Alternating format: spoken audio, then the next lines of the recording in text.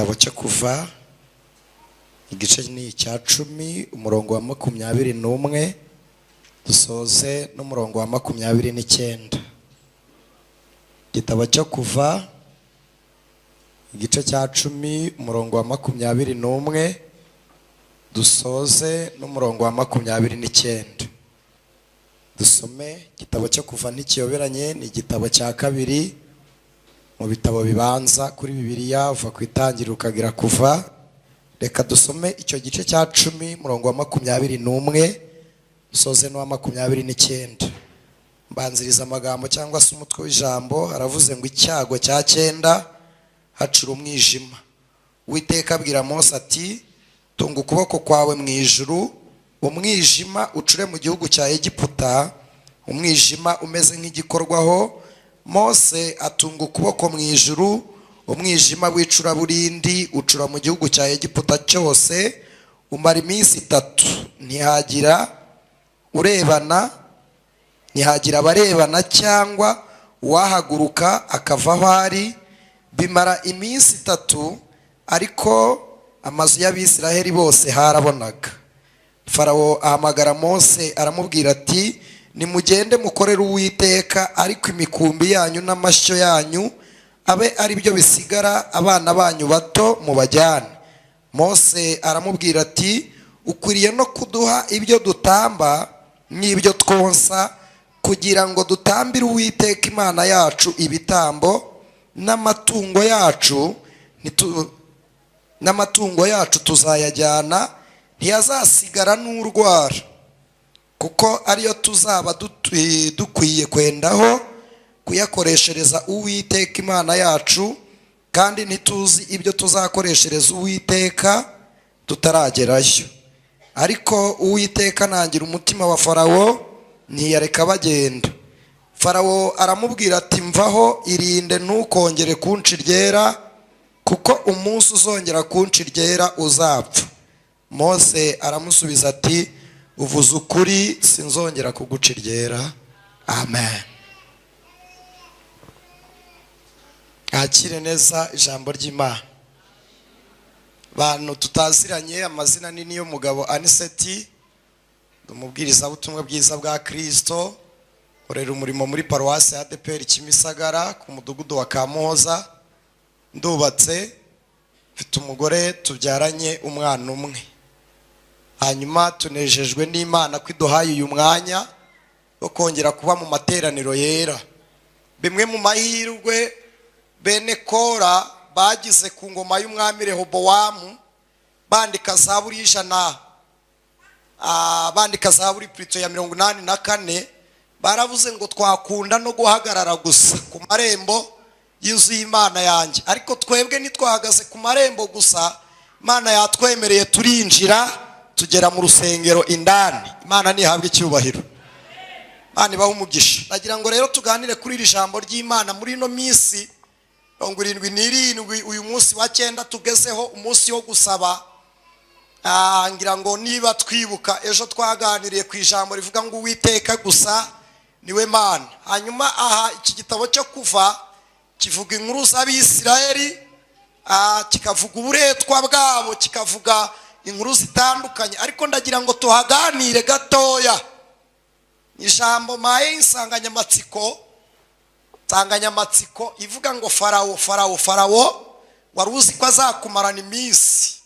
Ndagira ngo tumuhe piriyave, tumusezerere, nawe ubwawe ntuzongere kumuca iryera. Icyambere ni ukugira ngo kikunamure, cye kugusiga ufite ishusho yo kwishima. Ubwo kitagushakana umunezero, wowe ukaba ushaka kunezerwa, ni gipfe. Ubwo kidashaka kukubona wishimye, ni gipfe wishime ntikikubone. Murakoze.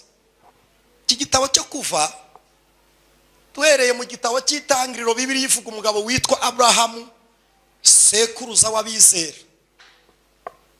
Aburahamu avuka muri Uri y'Abakarudaya, hepfo gato ku nyanja y'Ubuhinde. Isetera niho yabaga, bagurisha ibigirwamana. Aburahamu agera igihe arahamagarwa avayo, Imana imuyisezerano mu mbere yabo yuko agenda, iramubwira ngo genda ujye mu gihugu nzakwereka. Iri jambo ntiryoroshye kukubwira ngo va ugende. aho imukuye harahari, ariko aho imwohereje ntabwo imubwiye ngo genda ndahakweretse. Yaramubwiye ngo haguruka ugende usige inzu ya so n'ibyaso n'ibindi, ugende ujye mu gihugu nzakwereka. Aburahamu ahaguruka atazi ngo arajya iburyo ibumoso cyangwa inyuma cyangwa imbere, warahaguruka gusa ahaguruka yumva Imana ivuze ngo genda ujye mu gihugu nzakwereka. Iteka iyo umuntu arimo atangira umuhamagaro, yahamagawe n'Imana, bisa n'ibidafite ishusho, bisa n'ibigenda bidafite ishusho. Kurebye akamera nk'ucanganyukirwa, umwe n'umwe akakwita umusazi. Muzarebe rimwe na rimwe umuganga yakoze ku miti myinshi, yakambura itaburiye imiti igasigara imuhumuraho. Ushobora kwicarana nawe muri bisi, wamureba ukagira ngo ararwaye, cyangwa wenda avuye kugura imiti, wamureba ukagira ngo iyo miti niyanywa, kumbi ushobora kumwita umurwayi, kumbi si umurwayi ahubwo avura abarwayi. N'abantu rero bari mu muhamagaro rimwe na rimwe, hari umuntu ukureba akagira ngo uri umusazi, kumbi ntituri abasazi, dufite n'imiti bavura ahubwo. Asifiwe Yesu. Aburahamu arahaguruka aragenda. Niba utagera igihe atandukana na Loti, Imana mu isezerano ryo kubyara Isaka, Aburahamu mbere yari afite umugore utoroshye. Aburahamu yagiraga umugore Sara, ntiyari yoroshye, yari umugore wafataga ibyemezo bivuguruza Aburahamu. Gitondo kimwe aramubyutsa aramubwira uti bambure kare, aramubwira uti gutegereza isezerano ndabizi Imana izakora, ariko ndabona nirebye atari ngewe izakoresha. Sara aramubwira ngo genda ujye mu bashakazi, ushaka ubutera inda azabyara. Babyeyi inshuti z'umusaraba, bavandimwe, muntu uri kumva uteze amatwi, ndagusengeye aho kugira ngo wizerere abandi ko bishoboka uyu munsi, aho kugira ngo urebe umuntu ubone ejo heza nahe, banza wihereho. Sara yagize ikibazo, yizera ko Aburahamu natera Hagayi inda, Hagayi ari busame inda akabyara, kandi Hagayi nta sezerano afite ryo kubyarana na Aburahamu. Sara arifitanye n'Imana ko azabyarana na Aburahamu, ariko acika intege, yizera ko atazabyara, ariko Hagayi azabyara. Amwereka n'umugore, aramubwira uti uyu nguyu umufate. Bimwe mu bintu ntabwo nshidikanya, nta mugore wabwira umugabo ngo genda uryamane n'uriya mukozi. Uyu munsi uwo mwuka nawo dufite, Imana ishimwe. Imana ihimbazwe nawe. Aburahamu amutera inda, abyara umwana Ishimayeli. Nihute bigera igihe Aburahamu yicwa n'agahinda, agira intimba, abona nta kundi. Imana irerura iravuga ngo mu gikiryi cyawe, bivuze aho uhuje ubwoko, ku Mwisiraheli kazi n'Umwisiraheli, aho kubo nshaka gucishamo ntabwo ari kwa Hagayi ku munyamahanga, ni kwa Sarayi. Ngambiriye kumuhindurira izina akitwa nyirakuruza w'amahanga, ntabwo ari incike, ndamuhindurira izina. Bimwe mu migisha Imana itanga, ihindura izina. Imana ihindura izina, uwo ni umugisha wa mbere Imana igitanga. Fast irabanza igagukura muri gakondo y'umubiri ikakwinjiza muri kavukire y'umwuka. Niyo mpamvu Yesu yabwiye Natanayeli, aramubwira ngo utarabyarwa ubwa kabiri ntushobora kubona ijuru. Icyo ni icyambere, guhindurira kavukire. Kandi mbibutse uko ubyaye niba ukwita, by'ubutse ubwa kabiri uhindurirwa izina. Uko ubyaye arakwita, kandi umuntu akwita bitewe n'uko akubona kabiri. Burya izina rigira iyerekwa. N'Imana ije kuguhamagara uyu mwanya, yahamagara mu izina wiswe. Imana yubaha izina. Asifiwe Yesu. Imana ihindura izina rya Aburahamu, yitwaga Aburamu, muhindurira izina imwita Aburahamu. Mbibutse mu bahanuzi bagiye bakomeye bakoze muri Bibiliya, Imana yagiye ishingira ku izina.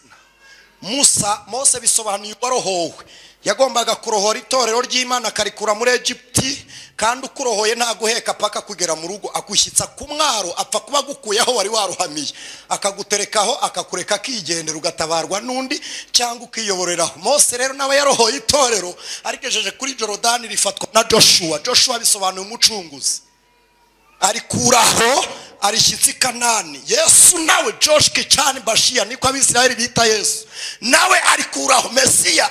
Yesu ubwe ni Joshua, Joshki cyane Bashiya. Bashiya bisobanuye Mesiya. Muri Qur'ani bavuga Masihi. Gitabo cya gatatu kigize Qur'ani, surati Al-Imran, Marayika Jibril abyukira kwa Mariya aramubwira ati assalamu alaykum Mariya munzangwe n'inkuru y'amahoro Mariya nje kukubwira ko ugiye gusama inda y'ijambo mu gihe Bibiliya ivuga ngo ni umwuka wera Qur'ani iravuga ngo ni neno litokano kwa Mwenyezi Mungu ngo uzasama inda y'ijambo kandi iyo ndisaba ari umwana w'umuhungu uzamwite Isa. Isa bisobanuye Yesu ni umucunguzi nyine ngo kuko nyuma azahinduka Masihi bisobanuye umwami wasizwe. Bibutse ko naka gasura dufite ari we wasizwe n'ubasha gusiga abana wasizwe n'ubasha gusiga abana. Asifiwe Yesu, haleluya, Imana ihimbazwe. Kabiri, Imana gukoresha Samweli yimika abami byari bisobanuye iki? Samweli bisobanuye wasabwa Imana. Eri wavuye ubwe byari bisobanuye Imana. Eri byari bisobanuye Imana, ariko nanone akaba umutambyi. Bibutsa abatambyi b'igihe cya mbere babanzaga kwitambirira ibyaha byabo, bakabanza kwitambira, bivuze ngo nabo baracumuraga, ariko Imana ikuraho abo ngabo iravuga ngo reka nshyire uwo nasabwe nawe. Samweli atangire kwimikisha amavuta. Kabiri ibyo bive, Samweli nawe yajyaga guhanura Yesu. Yesu azarangiza, aza yujuje byose, yaje ari igitambo, aza ari umutambyi, aza ari mu cyimbo cyacu, amanikwa ku musaraba. Kandi mbibutse Imana ntigitanga umugisha idafite umuntu iwunyaze, kugira ngo iguhe umugisha iwunyagundi kugira ngo iguhe umugisha iwambura undi. Yabwiye Kuro iramubwira ngo kugira ngo ngukenyeze nzakenyuruza aba. Kabiri Vashiti kugira ngo yinjire kwa Hasuwerusi yagiye y'abandi bakobwa bahari, agezeyo arwicaramo, ariko urugo ari urwa Esteri. Kugira ngo Esteri yinjire Imana isohora Vashiti. Kugira ngo Elisa abone umwitero Imana yacyuye Eliya. Kugira ngo Joshua kure Imana yazamuye Mose. Nuko bigenda. Kugira ngo Abrahamu ature Kanani Imana yimuye abanyakanani. Kugira ngo Kaleba abone umugabane Imana yakuye y'Abanaki. Nuko bigenda, nuko bimera. Rero Ishimayeli na Isaka barimo bakina. Ishimayeli arungurukaho ba Sara bari, arangije araseka. Sara agira umujinya, ahamagara Aburahamu aramubwira uti Aburahamu irukana umwana na nyina. Yamubwiye mubyare, none kabiri aramubwiye ngo mwirukane. Uyu mubyeyi ni yari yoroshye. Tinya umubyeyi abashyitsi bahanuye ari abamarayika gahagarara hejuru y'abashyitsi bari kurira gaturika gaseka. Bakunda igitambo gikunzwe kuruta ibindi byose. Mureke mbabwire bakristo nshuti z'umusaraba, ntabwo Imana ishaka kusenga ari uko akazi kahagaze. Ntabwo ishaka kusenga ari ukuri muri pause. Ishaka ko wigomwa ugasenga ufite n'icyo gukora. Imana ikunda ibyo ukunda kuruta ibindi. Ibyo nibyikunda. Aho ngaho iyo wigomwe Imana iravuga uti voilà uyu ntacyo. Ireba Isaka iranezerwa, iramushima, irangije iramanuka ibwira Aburahamu ngo ndamushaka umuzamukana umusozi umutambi. Ntabimenya. Aburahamu arareba, arabanza kubita umubare, aravuga ngo nguhe Isaka kugira ngo nkubone, cyangwa nkwime Isaka n'ubundi nkuburi. Asubiza amaso inyuma, yibuka atarabyara Isaka, yibuka ko yagendanaga n'Imana. Asubiza amaso inyuma, yibuka atarabona Isaka, Imana yamubaye hafi. Asubiza amaso inyuma, yibuka ko Isaka yaje Imana ifutse. Aburahamu asubiza umutima inyuma, aravuga ngo iki Imana yamaye ntabwo cyanteranya nayo. Ntabwo iki Imana yamaye cyanteranya nayo. Aravuga uti Uwiteka we, kuva ari wowe wamumpaye ndamuzanye n'ubundi umwakire. Ikindi cya kabiri cyatumye atamba Isaka, iyo y'Imana Isaka ubwe yari kuba agiye nk'umugayo imbere y'Imana. Imbuka twe kurimbuka, genda ndagutanze. Aburahamu ngo mu gitondo atwara abagaragu, baragenda bagere munsi y'umusozi, barazamuka, arabasiga, asiga abagaragu, barazamuka. Aburahamu agere hagati mu musozi, umwana yikoreye inkwi. Ise akubita umwana ahindukiza amaso inyuma, yibuka ukuntu umusaza Aburahamu akunda Imana. Arangije aravuga uti muzehe harantanze tu, muzehe harantanze kambayeho. Aburahamu agiye kubona abona umwana afashe fira, arahagarara. Zo gucana ku gicaniro, tukaba dufite umushyo wo kwica igitambo, dadi ukaba utwaye umuriro kugitwika tukaba dufite amashumi yo kukiboha harya igitambo kiriye. Isaka asubiza amaso inyuma abona bageze kure y'abagaragu. Isa ntari buhamagara umugaragu amubwire ngo genda uzanire intama. Isaka aravuga uti muze harantanze tu harantanze kambayeho. Arangira uti papa igitambo kiriye. Aburahamu nk'umugabo amukana Isaka yarasize amashyo mu biraro. Ndashaka Isaka kandi Aburahamu yagiraga intama. Arahindukira areba kubwira umwana namubwira ngo niwo ndi butambe. Isaka arirukanka acika. Aramubwira ngo tugende nitugera ku musozi w'Uwiteka. Uwiteka ari bwironkera umwana w'intama. Imana izushakire. Haleluya. Imana iri bwironkera igitambo. Aburahamu asubiza umutima mu gitereko yibuka ko ayakenyera ku maboko aramubwira uti mwana wanjye egera hino tubanze duhoberane dusenge duhoberanye tubaze Imana niba igicaniro cyemewe. Aburahamu ahobera Isaka arangije apfundura amashumi. Isaka shiduka se yamuboshye. Ntabwo wari kuboha umwana w'imyaka 16 w'umusore wariye inyama zitekesheje amata amuboha atyo. Isaka arangije uti dadi nubundi nawe kubajije nzi ko ari njye ugiye gutamba. Aburahamu aramubwira ngo ni wowe Imana ishaka. Ntacyo bitwaye uwo muntu ari kumva ariko nanjye nasomye Bibiliya cyane kandi namwe muzifite. Reka dusangire ubutumwa bwiza umumbwirire ngo ni wowe Imana ishaka. Hari ibipfa mu murimo ni wowe ishaka kubikora neza. Urabona hari abamaze kuzima batagisenga ni wowe ishaka kusenga. Wowe wabonye ibipfa ni wowe ishaka kubikiza. Wowe wabonye ibikenewe ni wowe ishaka kubikora. Wowe ni wowe Imana ishaka. Ni wowe ikeneye. Wowe wagize ijisho rireba ibidashoboka. Wowe wagize ijisho rireba ibyo udakunze ni wowe Imana. Isaka arangije kuva ariyo nta kundi kandi ukuyikunda nta cyandengera. Isa amufata ku maso amushyiraho agatambaro kugira ngo atamureba. Amarira menshi ya Isaka yari gutuma Aburahamu agira emosiyo kumwica bikamunanira. Amupfuka mu maso amushyiraho agatambaro. Arangije amuryamisha ku gicaniro. Nihute afata umushyo wo guhinguranya mu mutima. Areba uruhande umutima urimo w'ibumoso yegezayo neza kugira ngo ataza guhusha. Umwana mwambura mu gatuza. Mbibutse uyu Isaka wambuwe ugiye gutambwa urimo amashumi ashushanya Kristo uri ku musaraba wambuwe amanitswe nta kandi kamukingiriza. Afata umushyo ajye gukubita mu mutima. Imana iravuga ngo reka mbanze ndebe igitambo. Dufite Imana itajya yakira amasengesho itabanje kuyasuzuma. Dufite Imana ibanza gusuzuma amasengesho gasuzuma ibyifuzo ibanza kugenzura umurimo ukozwe nande ukoze gute ni igiki ugendereye. Yasanga ari ishyaka ry'umurimo ikavuga uti okay uwo nguha. Dufite Imana ntabwo yemera ibyo itasuzumye. Irabanza ikagenzura ikavuga ibonamo Yakobo. Irebamo kwa Yakobo ni Imana ikureba none ikabonesha mu gitondo. Yakureba none ikabonesha bundi. Ikureba none ikarenza amaso ejo bundi ikakubona kera. Niyo mpamvu wicara ikakubwira ngo nzakugira umuntu ukomeye. Ikubona woroshe none aha ikarenza amaso wowe wa none ikareba wowe wesho.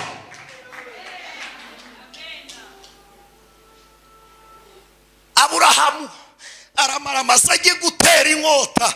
Imana ibonyemo Yakobo ireba kwa Yakobo ibonamo Yuda. Kwa Yuda ibona Peresi. Kwa Peresi ibona Bowazi. Kwa Bowazi ibona Yesayi.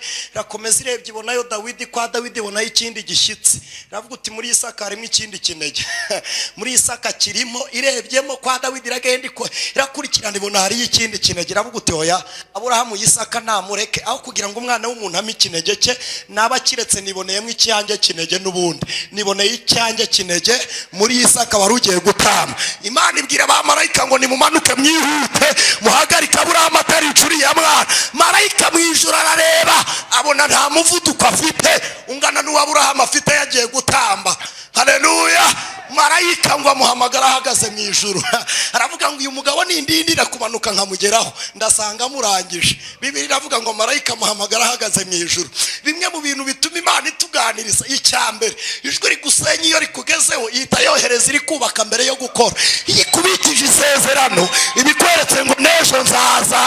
Haleluya.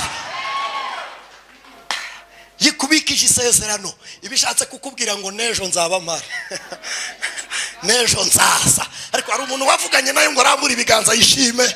Mana ihimbazwe, Mana ihimbazwe. Ubwo wavuganye nayo si none uyibonye gusa, si cyashize, si igihe yagukizaga gusa, n'iminsi iri imbere izakomeza kubana nawe. Imana ibibonye ikunda igitambo cya Aburahamu. Undi munsi iramuhamagara iramubwira ngo ndashaka kuzamuka ukajya kuntambira. Urahamageze yarasinzira. Imana yari yashimye igitambo cya mbere arasinzira.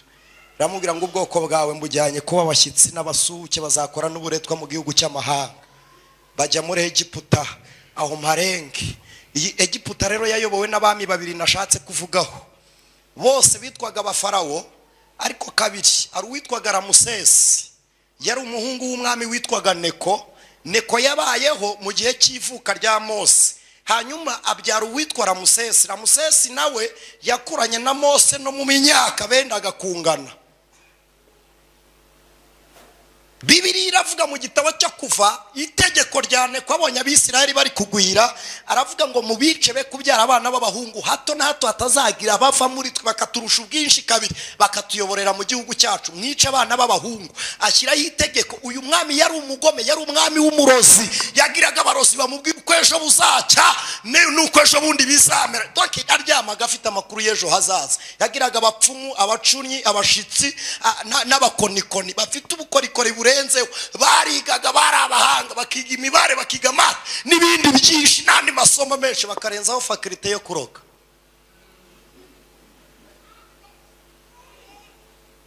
Yari umwami wagiraga igitinyiro, ariho yanapfa bakayikora mu izahabu imeze nkawe, ari forome nk'iyi, bakamuhamba muri piramide. Izi mva hari n'abagaragu bajyaga kuzikubita imbere abatambyi bemeraga Farawo, bajyaga kuramya imirambo yabo. Egiputa yabaye akarorero kandi kabi. Nitusoma Bibiliya kumva tuvuze Egiputa, Bibiliya yivuga Egiputa bivuga isi y'umwijima, yivuga Farawo, ibivuga Satani. Farawo ahagarariye Satani, abanyegiputa basobanuye abadayimoni. Hanyuma Mose ashushanya marayika, Abisirayeli bashushanya itorero ry'Imana. Inyanja ishushanya urupfu, inzira yacitse hejuru y'inyanja ishushanya Yesu. N'inkingi y'umuriro n'igicu byagenderaga hagati mu Bisirayeli, ibyo nabyo bishushanya Yesu.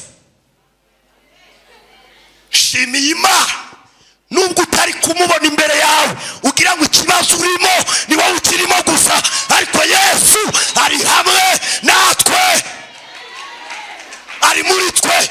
Mama, niyo mpamvu nubwo uri kugeragezwa ariko ikigeragezo ntikirakwica. Turi kumwe na Yesu uduha ubuzima mu gihe cyo kugeragezwa. Turi kumwe na Yesu uduha ihumure mu gihe cyo guterwa. Turi kumwe na Yesu uhagararana natwe mu gihe abantu badutaye. Turi kumwe nawe no muri Egiputa yabanye n'Abisirayeli cyane. Haleluya. Yesu ntabwo adusiga. Haleluya. Ntabwo aduhana, ni umwami w'amahoro. Asante baba Kristo. Mana ishimwe, Mana ishimwe, Mana ihimbazwe. Umubyeyi wagendanye na Yesu waririmbye indirimbo ya 45 mu ndirimbo z'agakiza. Yari umubyeyi wari ufite umugabo wamubereye ikigeragezo, reka tubyite gutyo. Ni umubyeyi wari ufite umugabo wamubereye ikigeragezo, ariko afata rya jambo Salomo yanditse, aravuga ngo ururimi rworoshye ruvuna igufa. Arangije aravuga ngo ubwo uyu mugabo yikakaje, reka njyewe nce bugufi, guca bugufi kwanjye bizatsinda kwishira hejuru. Imana yabibwiye Yeremiya iramubwira ngo we nukuri bishimwa mu bigawa gusa, akanwa kawe kazamera nk'akanje. Uyu mubyeyi umugabo amubitsa amafaranga ku gatambaro k'umutuku, aramubwira uti mfite urugendo nyuma y'iminsi 3 nzayakwaka ngende. Arangije acungaho umubyeyi yayabitse, bari batuye hafi n'inyanja, hafi n'ikiyaga. Ayakura y'agatambaro agaterera mu nyanja. Umubyeyi agashatse arakabura, aragashakisha arakabura. Arangije aravuga ngo byanze bikunze umugabo aranyica. Nakubwiye ngo hari icyo tudashaka natwe kuzongera guca iryera. Umubyeyi aravuga ngo umugabo aranyica. kumbi mu gihe cy'urupfu umubyeyi yabona Imana yapanze ubuzima. Mu gihe cy'urupfu umubyeyi yitegereza Imana yapanze kwihesha icyubahiro. Umubyeyi yarangije aravuga ngo umutware w'iwanjye akunda ifi. Kimwe mu bintu biranga umugore mwiza ni ukumenya icyo umugabo akunda. Aravuga uti umutware w'iwanjye akunda ifi, ndabizi aranyica n'ubundi birarangiye, ariko reka mukorere ka surprise nibura anyice, ariko namukoreye icyo akunda, nibura nimara gupfa azajya yibuka ko hari akantu namukoreye akanyica, ariko hari akantu nakoze. Umubyeyi amanuka ku kiyaga, ageze yasanga abarobyi batashye, hari akana k'agahungu gafite udufi dutatu gusa, arangije harimo igifi gihengamye, aravuga ngo iyi si nyigura, nayibona aranga kuzirya. Ariko arangije aravuga ngo nanone ebyiri ntizimuhaza, aravuga uti okay, reka nzigure zose, iyi ngiyi ihengamye ndayibaga ntarashyika mu rugo, iki kihengetse ngikuremo nyishyire ku murongo neza mbere yuko nshyika mu rugo. Ayibaze asanga yafi niyo yamize agatambaro karimo amafaranga. Umubyeyi yabonye agatambaro arakamenya, aravuga ngo akaniko, apfunduye asangamo amafaranga, arongera aragapfundika, ajya gukaranga ifi. Ajya kuyikaranga, ajya gukaranga ifi, yayishyira mu byita kwikarayi, kwipanu, mwisafuriya, biterwa n'intero ugezemo. Aho wayikarangira hose Imana ishimwe ko amavuta aza kandi irashya. Umubyeyi ashyiraho akajya karanga ifi, yareba ukuntu yaragiye gupfa, umugabo yashyize umuhoro inyuma, ahuruza abaturanyi arababwira ngo ndarwana, mukavuga ngo nayanjye, nimuze murebe mwica amafaranga yanjye yayanyimenye nayabuze, none arambwiye ngo arantekera ifi, ndamutema. Umuhoro uraho, abaturanyi bose baraho mu rugo baravuga uti mubyeyi nawe urasesagura amafaranga uyashyize, reka kwice twaravuze. Ariko umubyeyi bavuga ngo reka kwice, akajya kubita hasi ifi akayikaranga, akajya avuga uti iby'Imana ikora biradutangaza, nta n'uwabimenya uko biri. Akongera agasubiza amaso inyuma, akibuka ahaguruka mu rugo arwana n'umutima, umutima umubwira ngo genda, undi umubwira ngo nturetse. Arahaguruka aravuga ngo icyo nzi neza nuko nkwiriye gukora icyo Imana ishaka. Haleluya.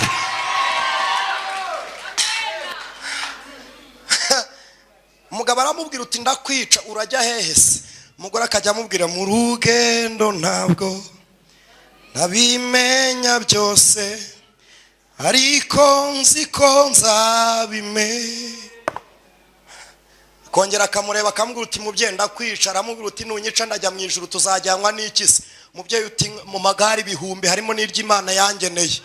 Aramubwira uti wowe se kutatwara igare wazamuka ute? Aramubwira ngo nkuko Eliya yajyanywe n'ingoga, nanjye uko niko nzava mu isi.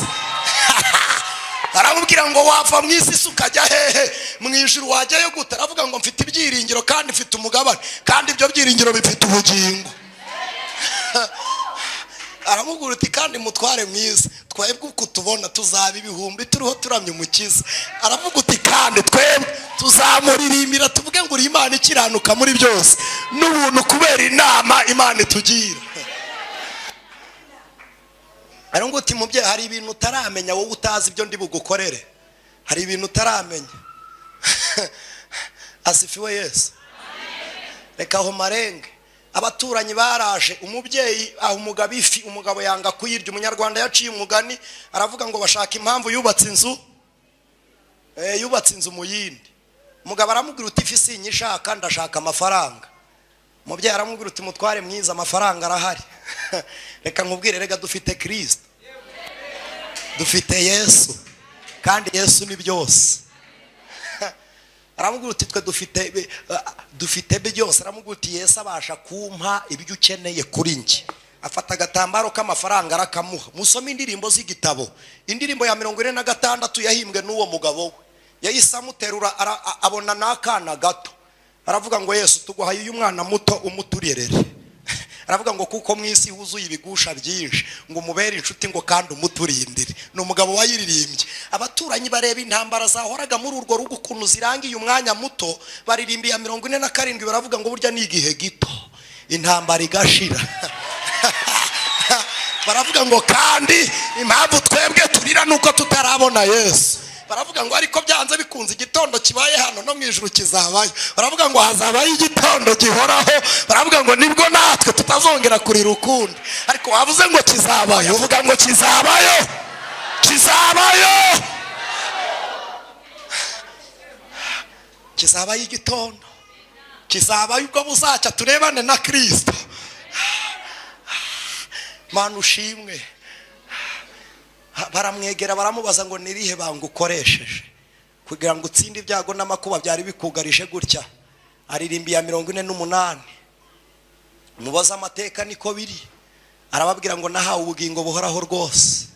Aravuga ngo kandi ubwo bugingo ni Yesu. Baravuga ngo tubwire iki gushoboza gukora ibyo. Arababwira ngo rega nukuri yinjiye muri nge kandi ambashisha kwera imbuto ashaka. Aravuga ngo nge yankuye mu ishyamba anshyira mu murima we. Ariko Imana ishimwe. Iyo ngeze kuri Yesu, Mana iguha umugisha. Mumwikirize ntacyo bitwaye, mumwikirize ntacyo, mumwikirize.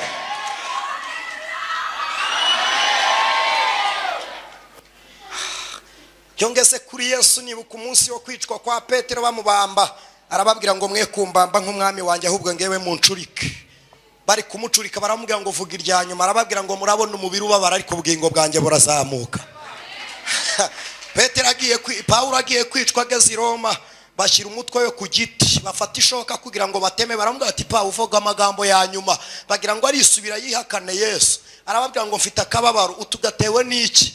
Aravuga ngo mbabajwe nuko mfite umutwe umwe, iyo ngira uwa kabiri nawe mukawuca kubera Yesu.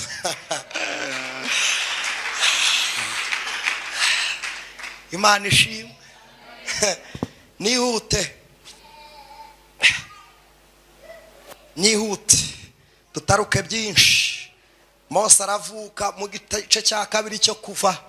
Amaze kuvuka nyina abona n'umwana mwiza ngo ananirwa kumuhisha. Amuhisha amezi 3 gusa iminsi 90.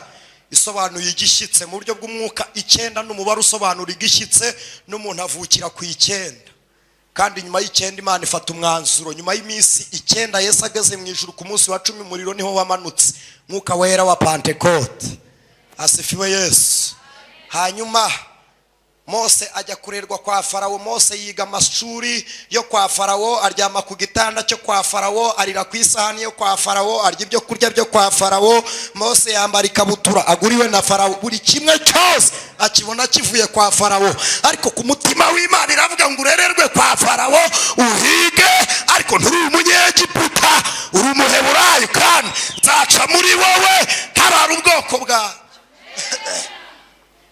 Nubwo twaciye mu isi, nubwo tuhatuye, nubwo tuhagenda, ariko twebwe iwacu sino, dufite iwacu.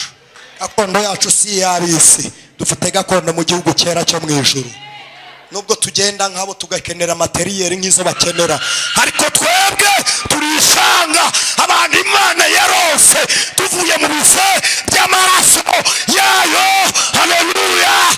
Twebwe kugira ngo tuvuke Imana yabitekereje inama y'imyaka 400 kuva kwa Maraki kugera kwa Matayo. Imyaka 400 Imana ishaka wacungura umuntu. Hashira indi myaka 3 yivuga butumwa yo kureshya ya fiansaye. Yesu ashaka wakemera urukundo, ashaka wayoboka inzira.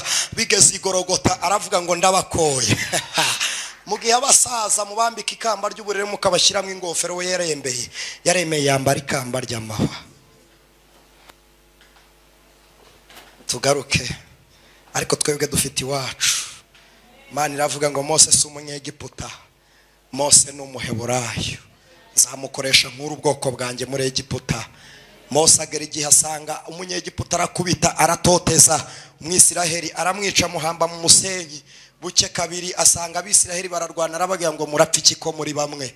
Arangije arabagira ngo koko namwe murapfa iki muri bamwe, ko muri bamwe murapfa iki.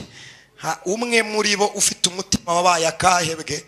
Dufite abarokore batajya bahugurwa, dufite abakristo ubwira ngo uragenda gute, urakora iki, akakubwira ngo sigaho buri muntu agira uko yahamagawe, reka tubyemere ufite uko wahamagawe.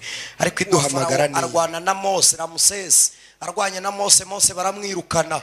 ava muri Egiputa ajya Mediya ureba Sinayi umusozi wa Siyoni Plito ubu ureba hakurya ni misozi yenda kwegerana. Mose akorera aho araragira igitondo kimwe amazindi myaka 40 agize 80 y'amavuko.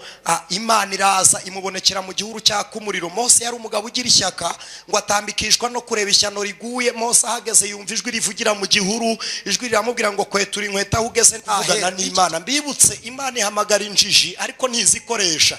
Bibiliya ivuga iki? Iravuga ngo kuva mu byaha niko kujishuka. Iguhamagara ubifite ariko ntigukoresha ubifite. Icyakora umuntu ufite ibyaha yakorera Imana ariko Imana ntiyamukoresha.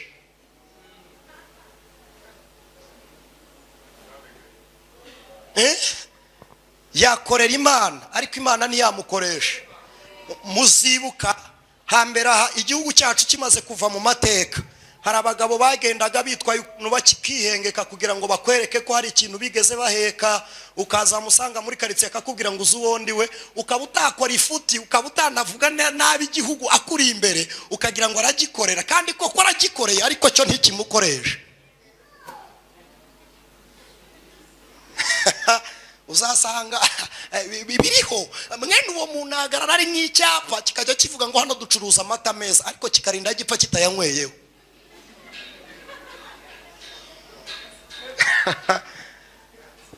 Mose irabanza iramucura imukuramo ibyo yakoze ivugana nawe, iramubwira ngo ubwo wemeye gukwetura inkweto nshimiye Imana ko wemeye guca bugufi, kwemera ibyo wakoze warangiza ukemera kwera. Nshimiye Imana ko wemeye gukwetura inkweto. Mose azikuyemo Imana iramubwira ngo ndashaka kukohereza mu gihugu cya Egiputa. Mose arikanga, iramubwira ngo genda kandi nzabana nawe. Mose uti sinajyayo. Cyambere nagenda mvuga gute ko ntazi kuvuga? Nzaguharona kubera umuvugizi. Niki cyatuma bemera se? Utishyira ikiganza mu kwa gishyizemo kibi kibembe. Yibuka ko Farawo we iyarwana yambara ikiganza cy'umuringa. Arangije uti sinjyayo. Imana uti kandi urashaka iki kindi? Uti none se uti nta kindi gitangaza wama utufite iki mu ntoki? Ni inkoni yishyire hasi.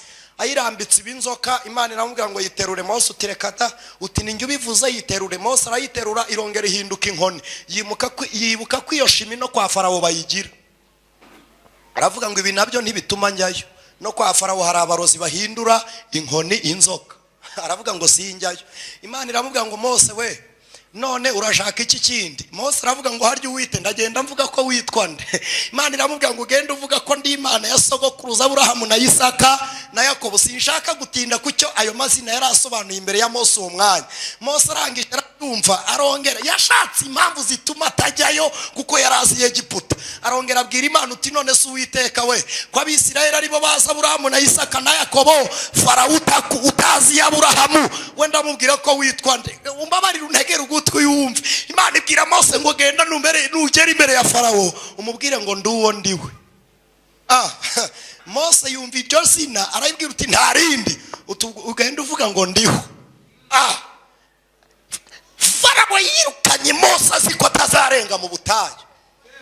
Uwari Neko yarapfuye. Hariho Ramusesi umuhungu we uwarwanye na Mose bafitanye ikibazo.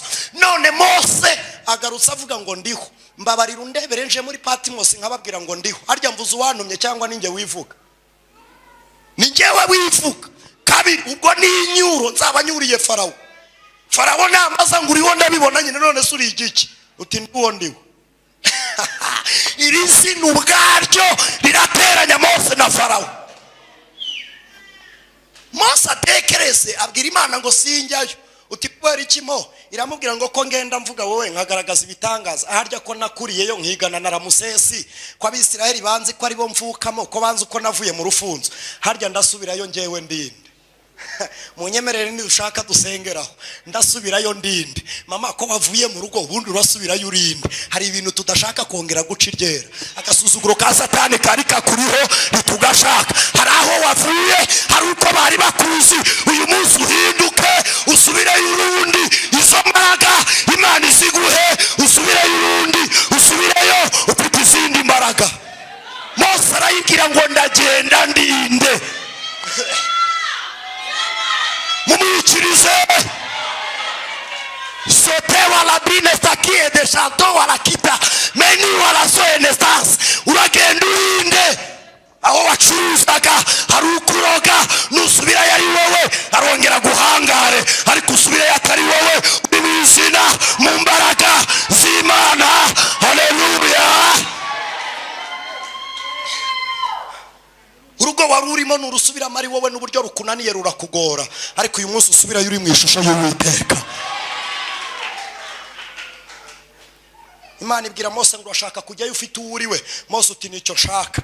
Imana iramubwira ngo noneho nugera imbere ya Farawo ndagufata mu maso ya Farawo nguhindure nk'Uwiteka. Papa we, ngewe ndagufata mu maso ya Farawo ndaguhindura nk'Uwiteka. Mose areba inkoni ye yabaye nk'iy'Imana, areba intambwe ari nk'iy'Imana, ikanzu ari nk'iy'Imana, imvugo ari nk'iy'Imana, ibikorwa ari nk'iby'Imana. Imana ikumera imbaraga zayo, igushyire mu ishusho yayo, icyo ukoze kibe mu izina ry'Uwiteka. Aho ukandagira intambwe yawe imere nk'iy'Uwiteka, aho wari warananiwe kurenga Uwiteka yaharenga, intambwe yawe isimuke aho wari utegewe, biganza byawe bikore icyo byari byananiwe, ubwenge bwawe butekereze ibiruta ibyo watekerezaga, mu migambi muri buje wari ufite waguke kuruta uko wari ubiteguye, ugende umeze nk'Uwiteka cyane. Haleluya.